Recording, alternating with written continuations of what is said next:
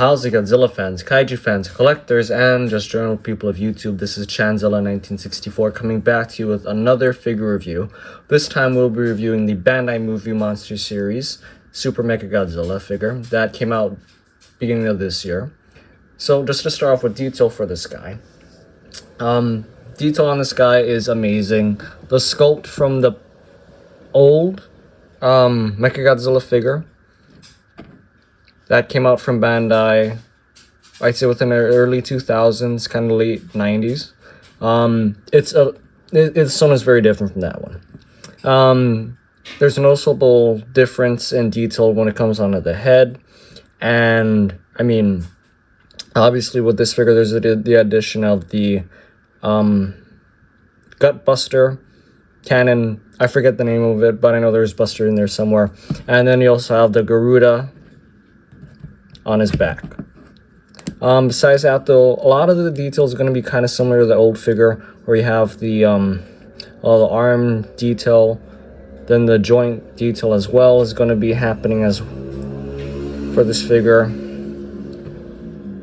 Still all that wonderful joint detail over there. Detail for the tail is still relatively the same, although this one may be pointing a little more straight. And then another noticeable detail would be the hands, where the hands are a little more, instead of it being curled like in the original figure, it's going to be a little more straightened out.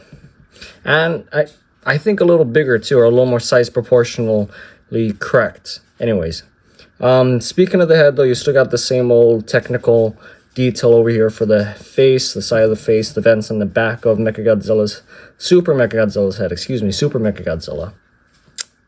And yeah, but for the main attraction for this guy, you got the Super Gut Buster over here, which is very, very nicely detailed with all the technical detail, the bolts and the rings for where the laser comes out of.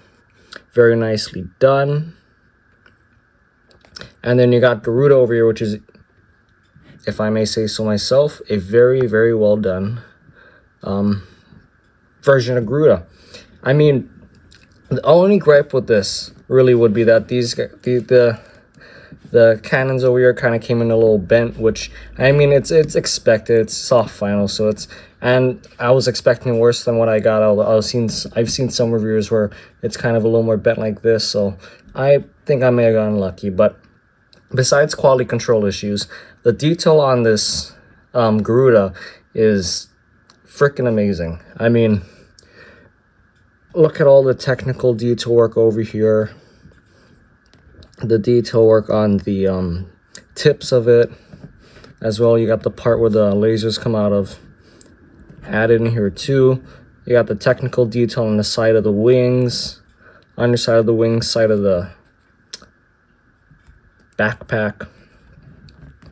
And we come to the back over here. You got some more of that technical detail going on. And you even got the cockpit right here. Very nicely detailed in there. So, detail-wise, Bandai did a very, very good job on Garuda. There is one part of detail that kind of be bummed out, where the thrusters over here are just kind of left kind of plain. Even though it's no big deal for me, really. But to me, they just kind of seem kind of plain. But, I mean, I guess it was kind of like that way for the old Mechagodzilla figure too, where the thrusters on the leg was plain too. So it's not a big deal, but that's just something I noticed. And yeah, I think that just about covers it for detail. Although one thing that I did want to also add, and before I forget, that I just realized or remembered, is that this Mechagodzilla's teeth is a lot more pointed and defined compared to the old ones too. So yeah, when it comes to the detail, this Mechagodzilla is already knocking it out of the park. Now in the paint department, that's where it may be leaving some collectors desiring a little more, because I mean, Mechagodzilla is just this, silver. It's just silver. There's nothing more you need from him. The only thing that I would say would be different color would be the eyes, which are very nicely painted. And then this part over here, the lens for Garuda, would be like this kind of glossy black finish, even though it's not a big deal. When we come down to Garuda though, I remember there being a little bit of painted detail on it, whether it be red stripes on the Mecha Godzilla logo, or yeah. And then you also got the cockpit over here, which should be painted black. But I mean, besides that, I mean, the figure gets the job done. It's Mechagodzilla. It's just one giant silver robot with yellow eyes. I mean, there's really not much paint to add there.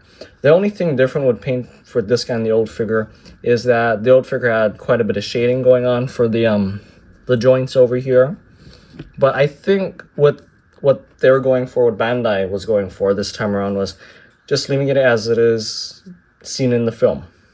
So yeah, I'd say paint is pretty good on this one. On this guy, gets the job done, but it may leave some collectors desiring a little more paint, especially on the Gutbuster cannon over here and on top of Garuda. So yeah, moving on to articulation for this guy. Mechagodzilla's arms are going to move. The head's going to move. The tail moves. And I wasn't expecting this, but I'm kind of glad we got this, because since the cannons came kind of a little warped, the cannons over here move. So yeah, that's really cool. Because yeah, as you can see, mines are a little warped, where this one's kind of bending down, and you can kind of fix it if you just reposition it like that. And yeah, interesting. It's interesting, this figure. But don't get me wrong, this is definitely a really strong start for Bandai for the start of this year, for 2023. This is a really solid figure in my opinion, and it gets me a little excited for the or a little more excited for the new Mechagodzilla mold figure coming out. Now, here's where the figure may lack a bit. We're going to do a size comparison right now. I'm going to bring out the Bandai Moving Monster Series Heisei Godzilla that we got last year, and the old Bandai Rodan figure. And you let me know how they size up, because Mecha G is kind of on the smaller side. It's 6 inches, but the figures that are coming out nowadays are a little high, more than 6 inches.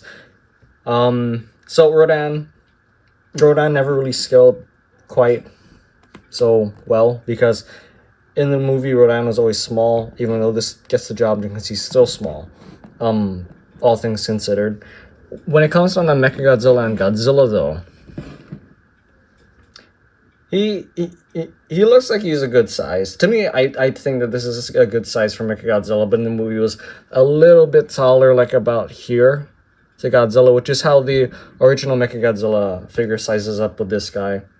But if you're looking for a good play value, if you're looking for just to have a decent sized Mechagodzilla, especially a decent sized Super Mecha-Godzilla, this would be the figure for it, because I know that Bandai came out with a older Super Mecha-Godzilla figure where it's kind of on the side of the candy toy size, so they're like 4 inches.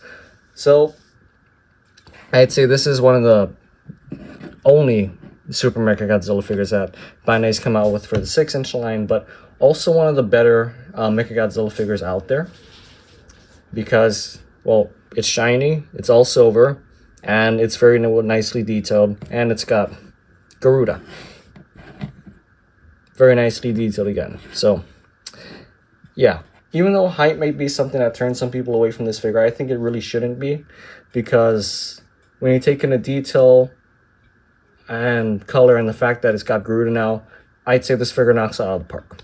So if you guys are a fan of Mechagodzilla, if you guys are a fan of the Heisei series, if you guys are just a fan of Godzilla in general, I'd say definitely pick up this guy, because he's definitely worth adding to your collection, especially since this is the first 6-inch version soft vinyl Bandai Super Mecha-Godzilla out there with Garuda on him. So yeah, I would say definitely pick him up if you have the chance to. But this will do it for today's video, you guys. Now, I know it's been a little while since I've posted or gotten out video, and it's been a little while since this guy's come out. I originally did get him when he first came out, but then things kind of got busy for me when it comes down to like school and work, and then just kind of my life in general just got really busy. So I finally got around to doing this figure review. I'm glad I'm getting this out. And by the way, as you guys saw earlier in the video, I got some buildings from iPop Designs. Now, I know you don't exactly need to hear it from another giant monster figure review channel, but iPop Designs comes out with these really amazing looking buildings. By the way, this video is not sponsored at all. I just want to say that right here on the outset. But they come out with some really nice looking buildings. Perfect size for your 6-inch Godzilla figures. If you have those NECA or even the Sofubi Pacific Rim figures, they go good with them as well. If you collect Ultraman, Gamera, heck, even if you collect Power Rangers, iPop Designs buildings will go very well with all of those. So if you have a chance to pick them up, they may be on a little more of a pricier side, but all things considered with how things are right now, it's still a really good price for what they are. But yeah, pick them up. But I hope you guys like this figure review. If you guys did, be sure to hit the thumbs up button down below. If you guys like what you see on the channel, do be sure to subscribe. And if you feel like leaving a comment, if you feel like I may have missed anything, do be sure to leave a comment down below. But until next time, guys, peace.